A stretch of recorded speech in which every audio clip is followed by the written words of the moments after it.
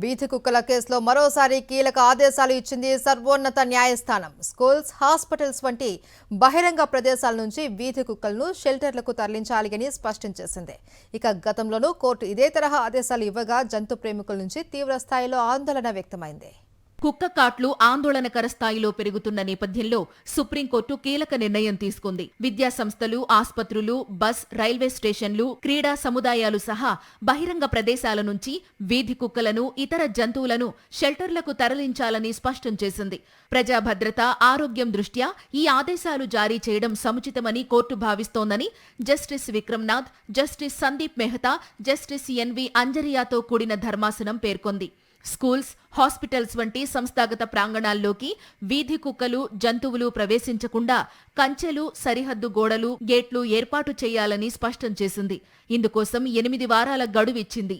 విద్యా సంస్థలు, ఇతర సంస్థల ప్రాంగణాల్లో కనిపించే ప్రతి వీధి కుక్కను వెంటనే స్టెరిలైజేషన్ చేయాలి. టీకాలు వేసిన తరువాత వాటిని నియమిత షెల్టర్లకు తరలించాలని సుప్రీంకోర్టు స్పష్టం చేసింది.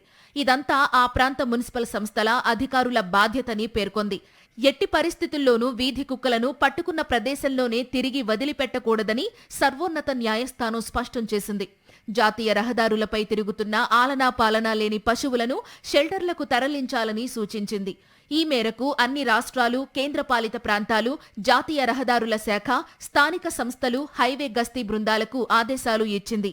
వీధి కుక్కల దాడుల వల్ల ఢిల్లీ ఎన్సీఆర్ పరిధిలో రేబిస్ మరణాల సంఖ్య పెరుగుతోందని వచ్చిన వార్తలను పరిగణనలోకి తీసుకున్న జస్టిస్ పార్దీవాలా, జస్టిస్ ఆర్ మహదేవన్లతో కూడిన ధర్మాసనం 8 వారాల్లోపు అన్ని వీధి కుక్కలను షెల్టర్లకు తరలించాలని ఆగస్టు 11న ఆదేశించింది. దానిపై తీవ్ర అభ్యంతరాలు వ్యక్తమయ్యాయి.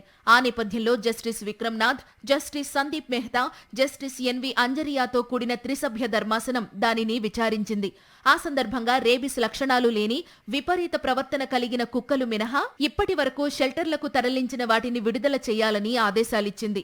ఇప్పుడు మరోసారి అన్ని కుక్కలను షెల్టర్లకు తరలించాలనడంపై జంతు ప్రేమికులు తీవ్ర ఆవేదన వ్యక్తం చేస్తున్నారు.